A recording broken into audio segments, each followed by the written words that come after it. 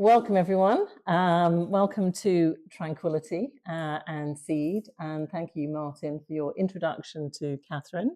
And welcome, Katherine. This is Katherine Burke, who wrote the book. I mean, I feel really good that I've got lots of things written in it. So, Earthwards. So we're here just to have some basic questions that we're going to ask Katherine to explain a little bit more about her book, and then we're going to open up to a Q&A. So any questions that you've got for Katherine, we're going to try and, well, she's going to try and answer, or maybe we can all try and answer them. And that's more emergent. more helpful, yes. So welcome, Katherine. The first thing I want to say is that your book, Earthwards, sounds like, and I know this is hackneyed and my husband will hate this, but sounds like a journey. As in a journey earthwards. So I wonder if you could tell us just a little bit about your journey to the point before you wrote the book. You know, what got you to that point? It is a journey. And I think for me, it started when, I was a teacher.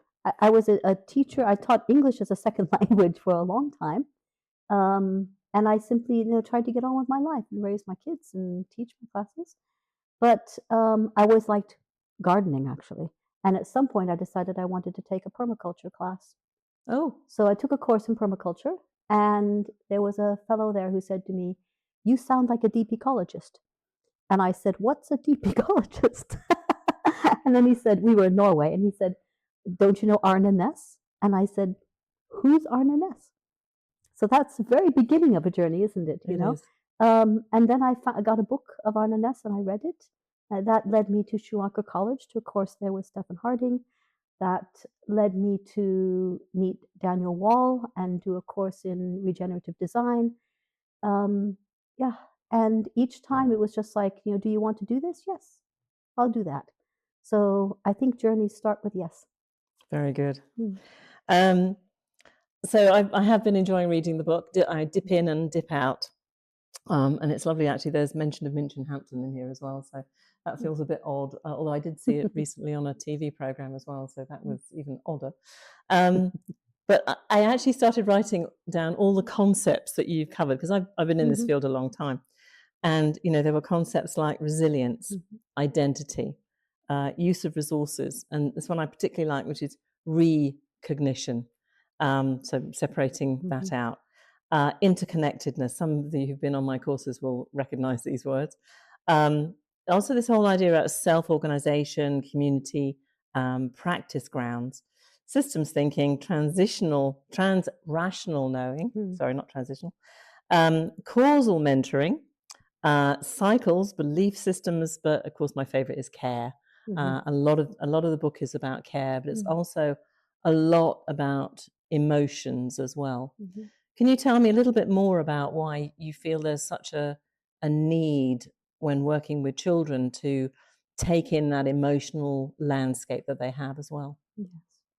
So part of the idea behind the book is to explore other ways of knowing. We do so much in our heads. There's so much academic knowledge. And so it's not just emotional knowing, but also experiential knowing, being in the ground, touching the ground. And also this transrational knowing, opening up to the intuitive. But also the emotional knowing can develop empathy, which I think is one of the key elements of developing care and being carers. And what I saw with older students was that the emphasis that we put on sustainability, on everything that they had to do to right our wrongs, created a great deal of anxiety for them, and also a great deal of anger. And so I really felt that it's important to shift from this culture of fear to a culture of care. And I think that is done by developing identity rather than simply placing more and more burdens on the young people. And that when your identity is connected to the earth itself, then your care is natural because you're caring for what you love. And so that's I think where that comes from. I love that quote in your book where the student said to you, I'm not sure I'm going to quote it exactly, but basically he said, well, there was two. One was, Miss, are we going extinct? Which is sheer fear. And the other one, which was, but Miss, aren't we the Earth? I thought that was for me, that was a moment. If I'd been teaching, that lad, I would have thought, wow, where do we go now? So where did you go now? I did think that. Yeah. It's interesting because I think both of those young people were the same year group, but had 3 different classes. So I don't think they were in the same class. But yes, I'd been watching over the years, teaching geography and teaching social studies, humanities. I'd been watching the students' attitudes shift. And in 2018, when I started teaching these courses, they were all, oh, we're Greta and we're going to save the earth. And then the next year they're like, well, we're frustrated. We're angry at you because, we're trying and nothing's happening. And then the third year they were, oh, we don't care anymore. So I've watched this shift.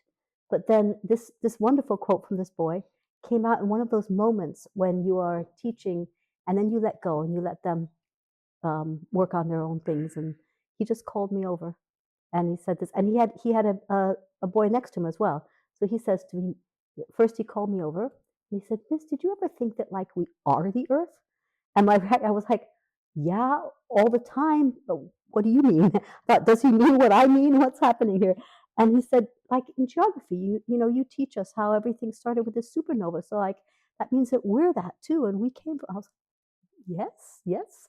And then his little buddy said, and also, we have all these microbes inside our own gut, so it's not even just us. And I was like, yeah, like where did this come from? Wow. How do we build on this?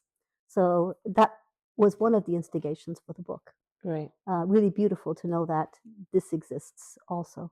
Together with the students who feel anxious, there's also the opportunity there. And that they are thinking about these things. Yeah, and very your much. 3 years, I think a lot of people will recognize that is what kids have gone through, the post-Greta moments. And I know you met Paul Warwick last week. Yes. He has a lovely story. Well, it's not a lovely story, it's scary, of some 14-year-olds who said he couldn't get a conversation going with them. And he said, okay, so, imagine you're 30, what's life going to be like? And they all looked at him shocked and they said, well, we'll be dead. And that for him was that moment. So that was one of your moments. Yes, will we go extinct? We have in our curriculum, we actually have a unit on what would you call your generation.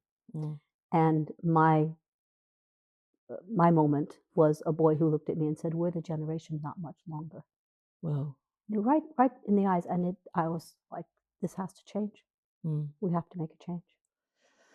And it's not about sugarcoating this, or it's about working differently. So, so how can students and us, because it's always a joint thing in your book.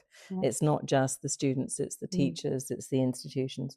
How can we become more aware that we are nature? What would you say are the ways that we can do that? I think there's several ways. I think we need to practice this. And so that's one reason why throughout the book I have different practices, especially for teachers, but also for students, and practices in, like you said, recognizing.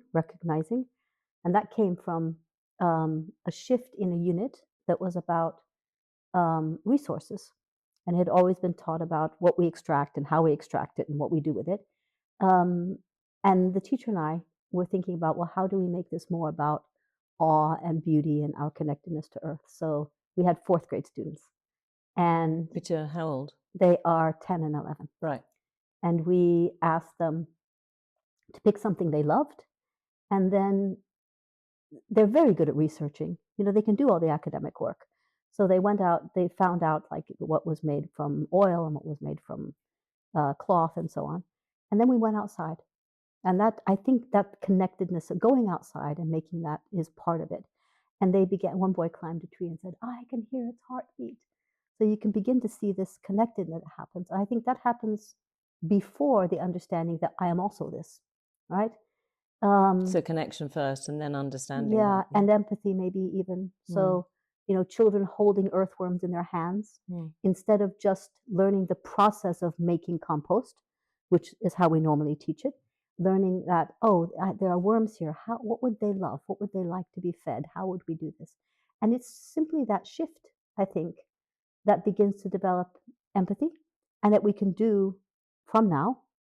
But then there's also the fact that from a very young age, we can begin to teach children that they actually are Earth itself. There's a wonderful poem that's a poet named Jared K. Anderson, who I love. And just the beginning of his poem says, "The water in your body is just visiting. It was a thunderstorm a week ago. It will be the ocean soon enough." And when I read that, I thought, we teach the water cycle. We all know this. We teach it externally. Why do we do this? Why do we tell them this picture of the sea and the clouds and stuff, and not that they're an intrinsic part of that? And it seems a small change, but it's absolutely, I think, important to understanding our connectedness. And then you can begin to understand systems and systems change at the older years. I particularly like the second part to that activity where they chose their favorite thing and then tried to connect with it.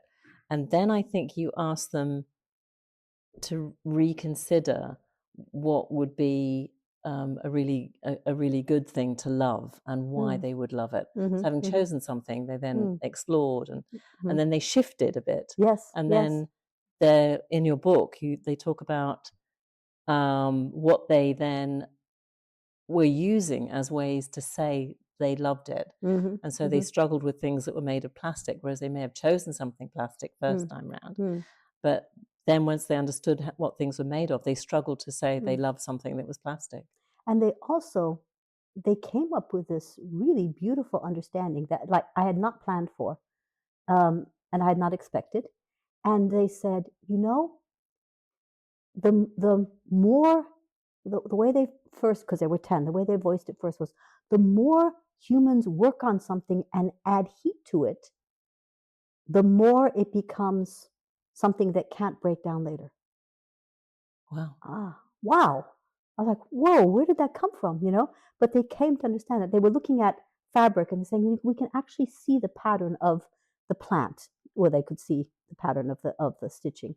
But they said, but in the water bottle, you can't see anything that looks like nature or an animal or a dinosaur or whatever it might have come from. And they made that connection. So I think sometimes putting students in that place where they can explore and then asking just the right question can bring those kinds of It is the responses. questions, yeah. I was amazed. Your book is full of great questions, really great questions that I think if a teacher took nothing from the book, they should just use all the questions, basically. So obviously, school and Norway is probably not the same, and an international school doing the IB is not necessarily the same as England, and I'm not going to rant here. But how can we foster this understanding, given in schools, given that often we're tied down with curriculum, whether it's state-led or whatever? How can we foster this better understanding through the schools and the curriculum then? Where have you found that worked particularly well? Again, I would say, our school is nothing like an eco school. It's set on an old factory location. It's cement all around. There aren't any green. I mean, we think of Norway as green spaces, but the school itself didn't have any green places before we started a garden. And that garden was simply, planting boxes put up on a hill where there used to be buildings. You can still see the metal conduits and wires and stuff coming out of the ground. So it was highly academic. And yet, I think it has to do with the teachers themselves. And the shifts, we didn't change the curriculum because we have a set curriculum. We simply changed the emphasis around the questions. And you mentioned self-organization. It was very much a self-organized project. So I was not leading it. Every teacher took their subject matter, their passions, their age groups, and thought about what they would like to do. So I simply set 3 structures, which was we talked about biophilia or love of the living world. We talked about uh, ecocentrism or understanding our interconnectedness, and we talked about systems thinking. And the invitation was for each person to find something that would develop that through their curriculum. So again, we didn't change everything. We simply changed the emphasis. I think that's important. But what has to happen next is that the ethos in the school needs to change. You know, it's about developing this ecological ethos through the entire school. Maybe with those teachers as instigators, maybe by telling the stories of what has happened so that others then try their what I call practice grounds. Can you say a bit more about practice grounds? Because I think this is a really Yeah, the practice interesting grounds concept. came from Michelle Holiday. She wrote a book called Thrivability, or The Age of Thrivability, and she talks about this understanding that everything that you do really is creating a practice ground. And so again, it comes back to the idea that you don't have to be perfect; you have to start. And one of the quotes I like, she quotes a book, the title of which is "The Answer to How is Now," and I love that. It's like, well, start now, you know, and we have to start now because it's urgent. But you can't do everything all at once either. You can't shift everything. Education is this huge, unwieldy institution. With a lot of history. And with a lot of history. And I think that creating the examples through a practice ground, all of the stories in the book are small stories of teachers choosing to make a change. How did that then lead to a change in ethos in your school? It is still leading to a change in ethos. I would say this is a process. Yeah. So what has happened since the book, we're still in a place where it hasn't spread through the whole school. We're still developing the idea of this ground to table garden. And as you read in the book, we still have, you know, setbacks and then things move forward. And I think that's to be expected in an ecology that is growing. But I think that what has happened is that our headmaster has seen what changes happened and become more amenable to sharing those stories more. Changes in the teaching practice or changes in the students? Changes in, I think he's not as aware of the changes in the students as the teachers are. But in hearing the teachers' stories, and he becomes aware of this and becomes aware of the fact that it's doable, I think, perhaps. I say at one point in the last chapter, I say, you know, nothing would have happened if our headmaster hadn't said yes to a ground to table garden, which is what the first yes he said. And then he said yes to a greenhouse, which was lovely. And then he said yes to my presenting to the teachers this opportunity. And the teachers did this completely voluntarily. So that's to their credit very much. Lovely people. But I say at one point, you know, planting an acorn is a commitment to the oak. So as this continues, then this is growing. So now we are starting a reading club around the book. And the idea is that as the whole school then reads the book, we create new initiatives, new practice grounds. Oh, fantastic. And tell those stories. Yeah. Oh, fantastic. That's my hope. That's my dream for where we go in the world with this, is that each person in their own ecological niche, their school or their grade level, creates their practice grounds which inspire others. And then this grows. Did you find that sometimes people would say to you, sorry, I'm just saying some of the awful things that have been said to me. So what's the one thing that you would do? Or, oh, we can't become a sustainable school because that's impossible. So as though there's this sort of end point that needs to be, you know, fixed, and then we can work towards it. It's a very mechanistic way of doing it. Did you find you had a little bit of that, or were people really open and ready to explore? There were 8 teachers who said yes Well, actually, I presented to the entire staff, and there were originally about 15 people who showed interest. Um, and what was amazing was just presenting the idea meant that I would stand at the coffee machine and someone would come over to me and say, "Oh, this happened or that happened." But not everybody is in a place where they can start something right then. Yeah. So it's not even saying that, oh, some people were more advanced or whatever. It's just the readiness. It's like secession in ecology, right? And so then there were people who showed interest, and I followed up with them. Um, so that I think that it develops not in terms of there wasn't even an end point that we thought of in the beginning. Um, and also we had not signed on to something like eco schools. We had talked about it, but that was also something that was very um, criteria based and also expensive. So it, the school wasn't interested in that. Whereas this was simply people meeting within the school. I think that that's what made it more doable. Um, Instead of talking about finality, we were talking about process, and that makes a Great. difference. I know there's some teachers in the room who are just delighted by what they're hearing. I'm not going to name names, but I think people are very excited about that because I think we sometimes get very trapped in that language and that mechanistic way of thinking about the world, as though, well, if you don't know where you're heading, why are you bothering, sort of thing. But the whole idea of teachers becoming researchers and practitioners and explorers, I think for me is really exciting. And you said earlier, you hate teaching to an exam. Yeah. Let's have a cheer. Yeah, Yeah. indeed. I think that I was also influenced by Ola-Pekka Hennanen, who's the new IB general director. And he talked about going in and simply asking questions.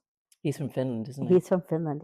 He actually worked with the Innovation Center in Finland. Yeah. And he said with Innovation Center, what they did was, rather than come in from the top down and tell teachers what they had to do, they asked teachers what they felt, what they needed. I think that's a beautiful type of leadership. And he said it was really messy at first. But all emergent systems are messy at first. And you have to also allow for that to happen. So part of what I was thinking when I introduced this was to work from that. And that creates that self-organization then, I think. So, and ultimately it's a complex system. yes. We did a systems diagram with some students here in Stroud, and they struggled to work out a system for their school. And then they came out and said they just didn't know, how things worked or where things went or who made decisions. Why didn't the headmaster make the decisions about lunch? Because he's got more things to do, I kept saying. Anyway, and then the teacher bizarrely said to me, "But I don't know either." And I was like, oh my goodness. So the treating schools as though it's a really understandable system is actually part of the failure, I think, at times, that people don't realize that it's this longer process. And in Finland, they took 20 years to build that system. Yes, that's true. Which is true. We don't have 20 years. Though. No, we don't have 20 years. No. But I believe in tipping points. Yes. So say a bit more about tipping points. So, well, ecologically, tipping points are, and we keep reading about it now in the news, don't we? That we're reaching ecological tipping points, where and there's a lot of fear in that phrase. That when we go over those tipping points, then chaos ensues and we don't know what happens next. But there are also social tipping points. And there are times when things change drastically, and often out of some crisis. So in the times where we've had huge evolutionary shifts, there have been crises. And I do believe that social systems can go through tipping points. You can't make a direct correlation to ecology, but there are times when things shift. And I think that the idea, and that's part of the idea of Earthwards, is to keep moving on that fulcrum to where the tipping point can go and the shift can take place. I hope. It should have been a book I wrote, sorry. You write the sequel, please. I thought maybe we could do it together. Okay. I say yes, that's all I do. What I loved as well is that, I've been on this journey for so long about thinking about change, and you absolutely address change, and it's in the curriculum, and you talk with the students about social change. So that's where some tipping points come in. And is that part of geography? Is that part of social science? I mean, how did you get that into the curriculum? Yeah, that was interesting. It was social studies, humanities, and there was a unit on movements, on social movements. But that started actually we were following COP26, Right. Both in social studies and in geography. Which is in Glasgow. Yeah. And at the end of it, I asked the students, to what extent do you think this was successful? And they were very negative, very pessimistic. I was like, well, but they actually mentioned fossil fuels for the first time. So what? Right? And they were like, things don't change. And I said to them, I always tell my own stories to my students. I said, do you know that when my mother was pregnant with me, the doctor told her to please smoke as much as she could? And they're like, what? I was like, why was that? They thought it helped with morning sickness. And they were like, why would they do that? I was like, well, why do you think it changed? Because tobacco lobbies were very strong. They still are very strong. But some things have changed, right? Why? Well, we learned the science. Well, we understood some things. Okay, so things can change. Social systems can change, right? And then following the model of Donella Meadows, I didn't go to her furthest leverage point, which is beyond paradigms, because they were young people. But we talked about how do we shift paradigms. And that was an amazing experience for me as well. Another one of those aha moments where students teach you, because I asked them to pick something that they were passionate about changing. And then I said, get in groups, and instead of discussing the problem, discuss the paradigm that is creating that. Everything shifted. Everything shifted. And it didn't take more time. It was still within the curriculum. And they started coming up with all these ideas. And every idea was something that was either in communication or creativity. They were like, we're going to make children's games and that they play, and then they learn about racism, and they get along with each other. Or it was creativity, communication, and community, getting the community together. I was like, I didn't expect that. I didn't know what I expected. So I guess sometimes going without knowing, but it was beautiful, and it taught me that these perhaps are the ways to look towards shifting paradigms. Wow. I think you've actually answered the next question, which was, why does this shift in perception matter for our students and schools and for the world we're creating? So you're talking about this paradigm shift, this shift of whether it's agency or understanding, or whether we are nature, but also a shift, I guess, in a way from the negativity. And why does that matter so much, do you think? It matters because it's urgent. It also matters because we need to develop resilience and resolve, and we don't do that through fear. I think that when we offer both a shift in identity, where students understand that they are intricately connected, I like the phrase entangled with the rest of the living world, that it creates the resilience and then the resolve that they need to go forward. I tend to avoid the word hope, because and I understand some people use the word hope and active hope, which is also good. Yeah. But I tend to feel like hope doesn't have a lot of teeth, whereas resolve is this thing that keeps going forward. And you have to really care to keep your resolve. So, and do you find it where it's better, because in the whole resilience discussions now, there's research on whether there's a lot of resilience is around individuals, and your individual well-being, and go and forest bathe on your own. And sorry, I'm just being extreme there. But it's the idea about being, you're doing it for yourself and on your own. And have you noticed when you're working with groups of students, that resilience or that resolving works better in groups than it does on individual levels, or does it seem to work both ways? That's an interesting question. I tend as a teacher to work with groups. Mm. I mean, and also in groups, So I strongly believe that it's the interaction of elements that creates an emergence that shifts things, right? None of us by our own, I think, can really change very much. We just live inside our own bubbles, right? So it's the coming together with diversity that creates the conditions where something new can come out. And so I really think that it is community where this has to happen. And I also believe that that the community supports each person, each element. So one of the stories in the book that was important to me was how when we started this ground to table garden, some teachers would, then be overwhelmed or fall out. There was always somebody that came in, and sometimes even from outside the original group, right?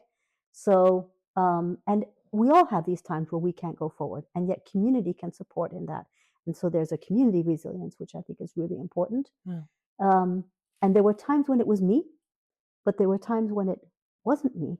And the biggest moment for me was when we had finally put in the watering system because we're gone during the summer. And I went home, and the secretary wrote me and said, "Oh, they're doing renovations. The water will be turned off for the entire summer. Hope it rains." Like, it doesn't rain inside the greenhouse. And I sat there on the couch. I gave up. I was like, I've tried. I'm out. I can't handle it anymore. I can't do it. And then I called Margaret, who's the one who took the kids to hold worms. And I told her, and she said, "The kindergarten will have water. We can drag a hose." I was like, "Oh, again?" Like, yeah, we can get parents. We can do a bucket brigade. Wow. Right? So that resilience, that one person comes through when everybody else has just said can't, I think that's what causes resilience. It's not about the solutions, is it? It's about that process. Yes. Yeah. Yeah. And supporting each other. Yeah. Yeah. That was a Great. beautiful moment for me. It sounds it, especially when you felt like giving up. Mm. Yeah. I think it's over to the group for any questions that you might have. And I think we're ready if you've got questions. It can be anything. Obviously, we've got teachers here, we've got environmentalists, we've got publishers, we've got politicians. So, do you have any questions for Katherine?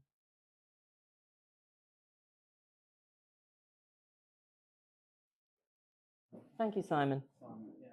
I was thinking about the issue of change and your little story about post Greta and people not or students wanting to see an outcome.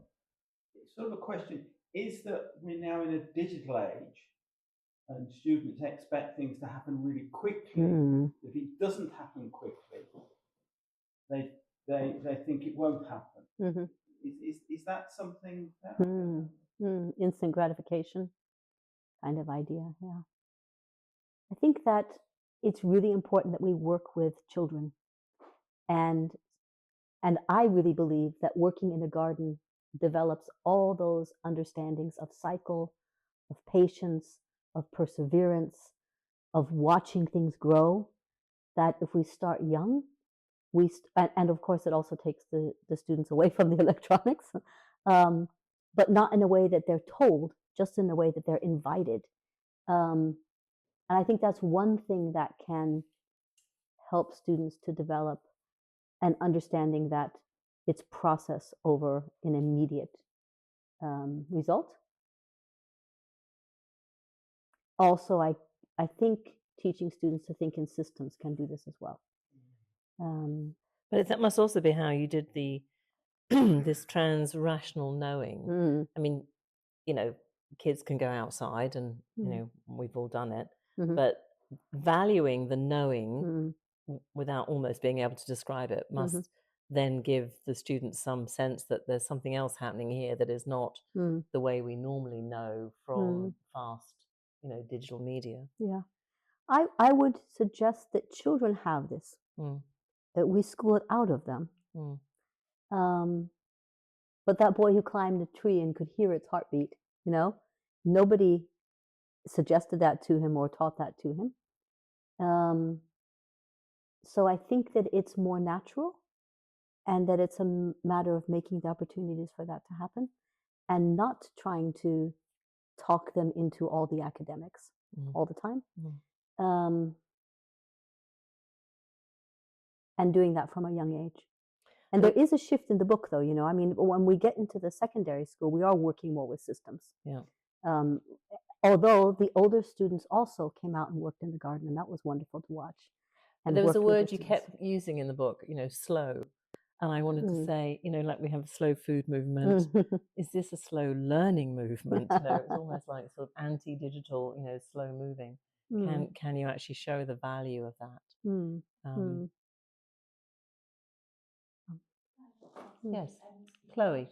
3 areas of work where you'd invited the teachers to respond, and one of them being biophilia. I wondered what the take-up was on that outside the sort of obvious subject areas of biology and perhaps geography. Did you see that other teachers responding in different ways across the curriculum? Yeah. So in the book, like the way the book is organized, every teacher's story is told, and then we look at like what the project was, the initiative that the students did, and what different types of concepts might have been built through that. For biophilia, there were a couple of different types of things. We had a club. The school has a club system. So there was a club, and this was a teacher who she wasn't exactly sure what she would like to do. She wanted to do something, but she also wanted to listen to the students. She was always listening to the students and what they wanted.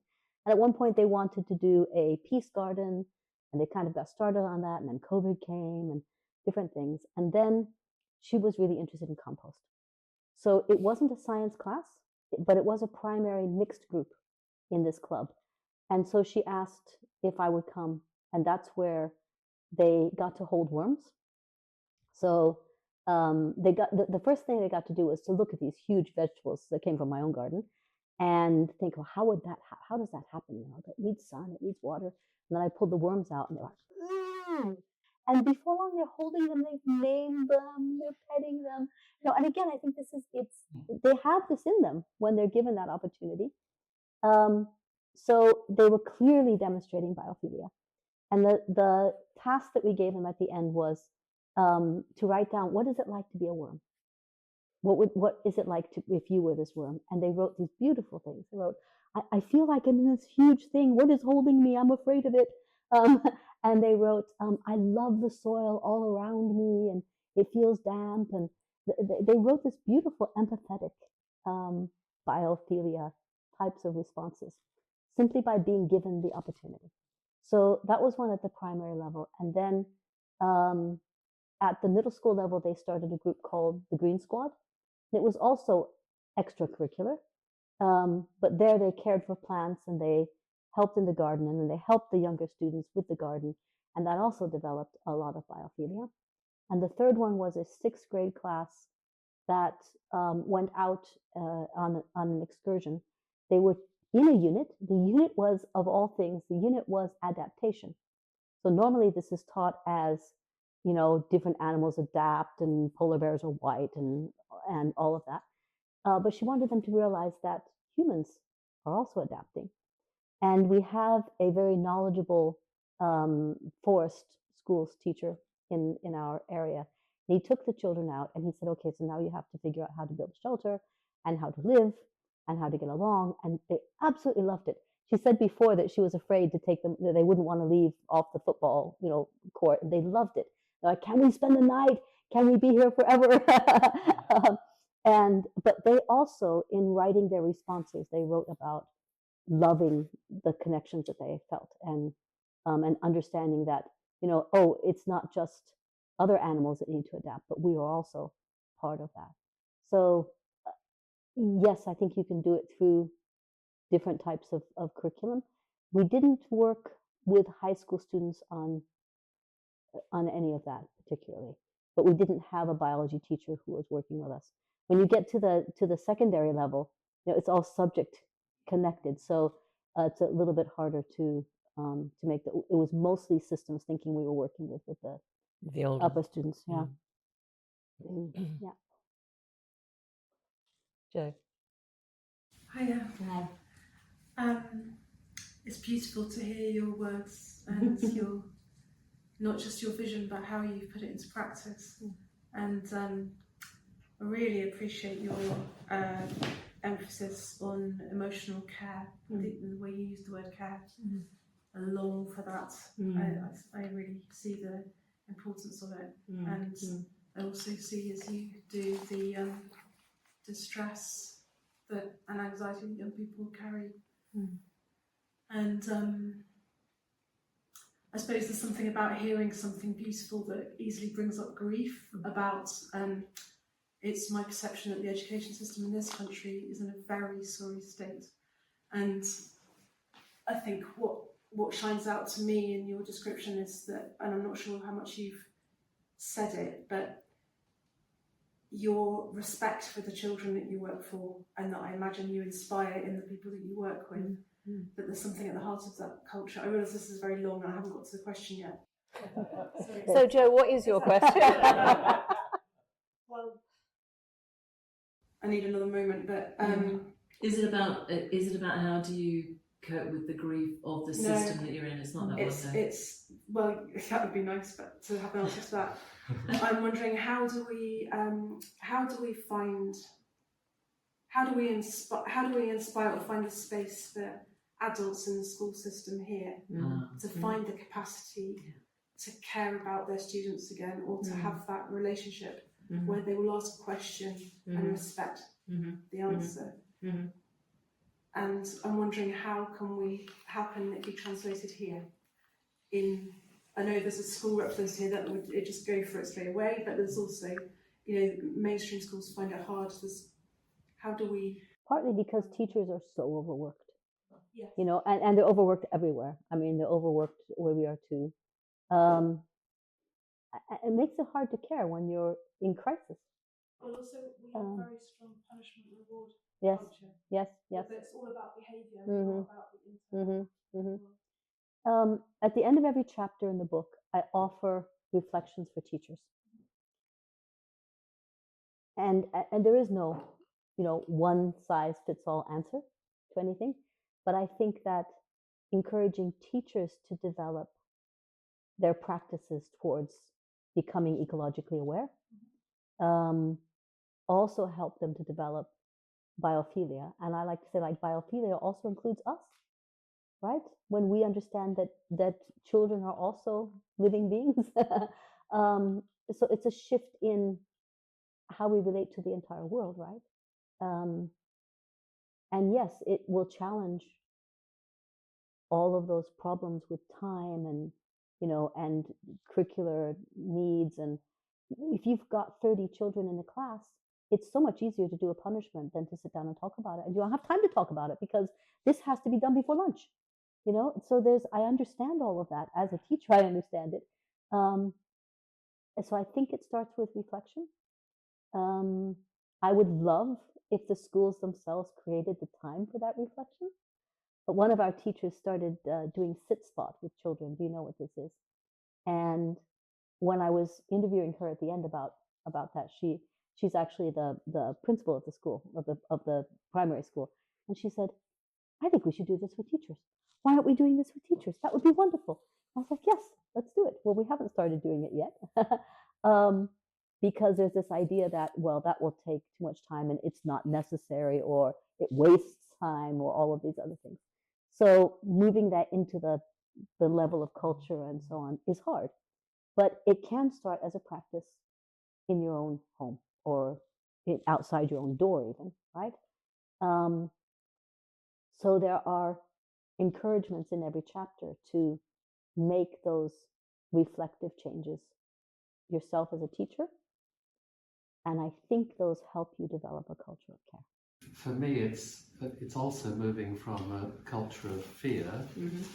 Like schools seem to be very afraid, and are we going to fill the children's buckets?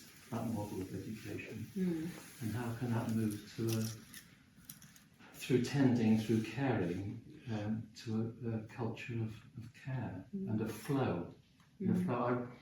I come from a creative primary school education, and then in the secondary level, providing near-death experiences for teenagers. Those were the days. But I was really temporarily frustrated taking my 3 grandchildren for a walk. It was in St Ives, and we wanted to see Alfred Wallace's grave, you know, with the great Bernard Leach's tiles, little lighthouse in St Ives Bay.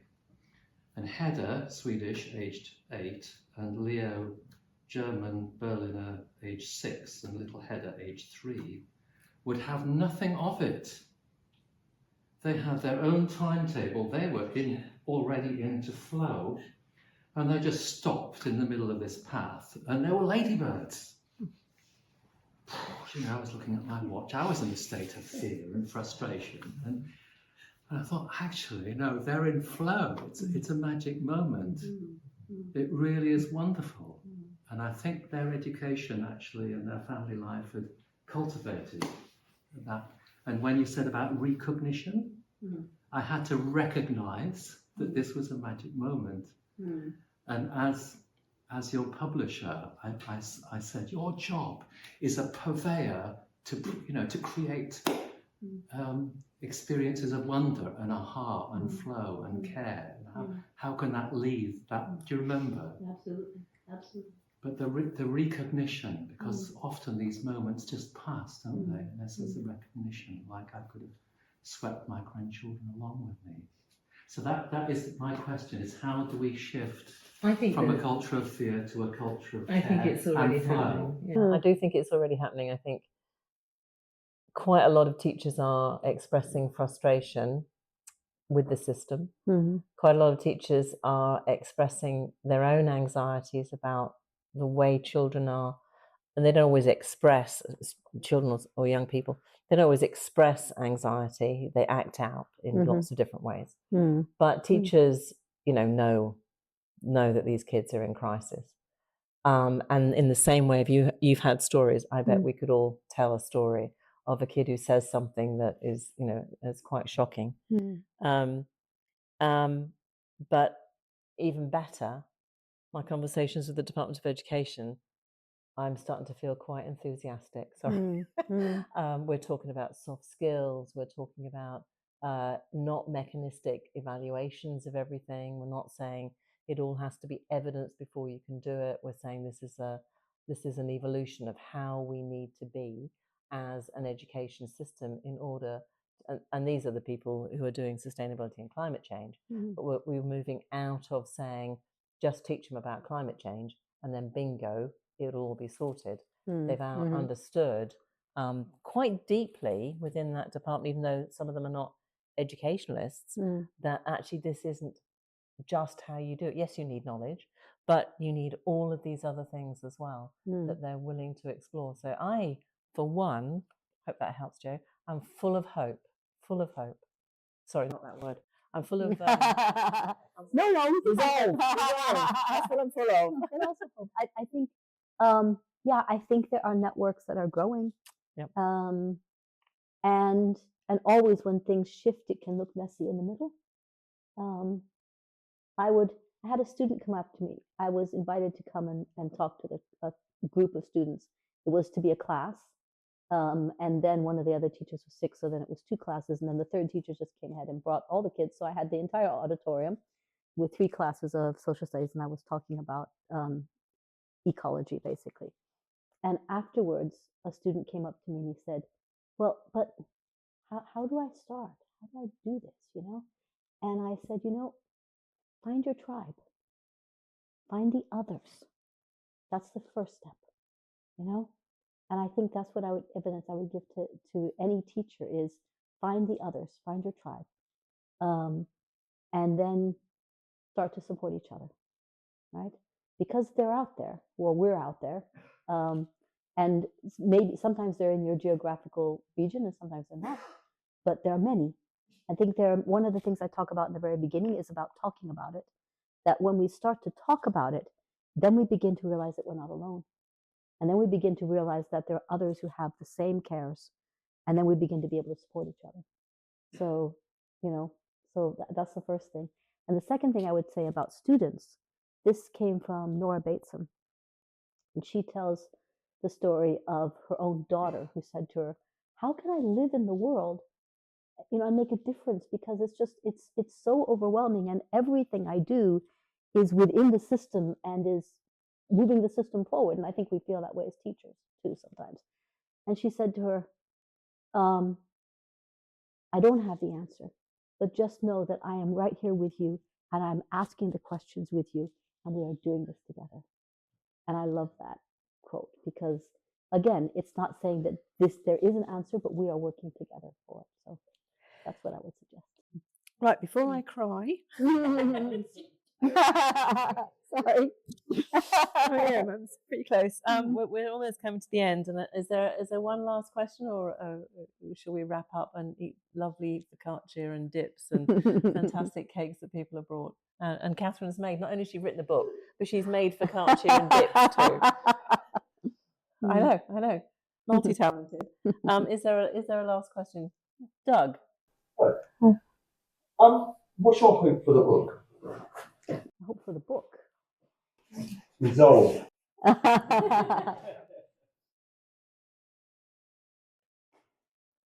My hope for the ideas in the book first is that the stories spread. I really believe, we talked about culture. Stories build culture. And I said a little bit earlier, but I really believe that as we tell the stories, then we begin to inspire others, and then they create new stories, and then that creates new inspiration. So my first hope is for that to happen, is for the stories to keep changing. And if it starts with someone like reading the book, or a cohort reading the book, this is one of my hopes for the book, is that schools would take them as a reading journey, right? So that a cohort, and for me, a cohort, it could be 3 people, it could be 20 people, but it's the idea that they are committed together to reading together and to supporting each other. So I have this image in my mind of cohorts who are maybe starting by reading the book. Maybe they finish the book, maybe they don't, I don't know, but they start this process of creating initiatives, which then become new stories, and then inspire others. So I think that's how change happens, is that we create new stories and we share those stories forward. Thank you. And I think that's a fantastic thing that I think the book actually does. It isn't a manual of curriculum and lesson plans and do this and then measure it this way. And it isn't purely philosophy, but what you've done is by picking certain things out, you've allowed that possibility for that exploration and those stories. And I think it's so important that teachers feel that they can start to create their own stories rather than replicate Absolutely exactly which is why I'm not a fan of eco schools, and we'll cut that out from the video. But it's all about replication. It's all about resource management. Yeah, you can't replicate. No. Like within ecologies, you can't. Every place is different, so what will come out will be different, but beautiful because it's different. And that's the thing, the biggest shift I think that has to happen in the education system is because it's all built on, since Thatcher's time, accountability. And accountability means you've got to be able to replicate it effectively and efficiently and in a way that we can measure it, usually with smart objectives. But what... Sorry.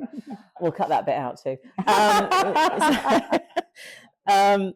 What I loved was that you've done a lot on LinkedIn, about coming here, and I know you're going to be doing other talks as well, NAEE, for example. But what I loved was the number of people on LinkedIn that this is resonating with. Yes. And I hope that it's not just resonating because they found a couple of words or an activity. I'm hoping that the whole book is resonating with them. But what I'm fascinated by is the sheer number of different labels that they all have for their practice, and the acronyms, endless. And I feel like I have done things on LinkedIn before where I've said, come on, is that not neoliberal? You know, where you all think you've got a product. I mean, the thing I think about Earthwards is it's not a product. It is a process. And I think that's what's so lovely. And I just think that what is so good about the book is that you've brought all of these concepts and philosophies together in a practice that's not overburdened, where you can share some stories and then people can start to develop their own. So there's that thinking, there's that reflection, that storytelling, and those communities of practice actually support each other to move this forward. So I hope you all agree with me that you have brought together. I think this is our purpose. It's our purpose now. And if we don't do it, sorry, I made you cry too. I'm just honored. I'm just so honored. No, really, really, really. And you know, it's always that worry that we're letting down the students massively. So thank you so much for the book. And can you sign mine? Thank you. I'm so honored. No, don't be silly. Don't be silly. Thank you very much, everyone. And it's big thank you, Katherine. Big thank you. And I say it's not me.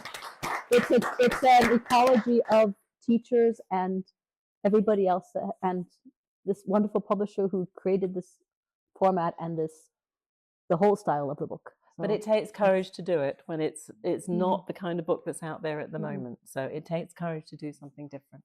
So kudos for that. And you, Martin.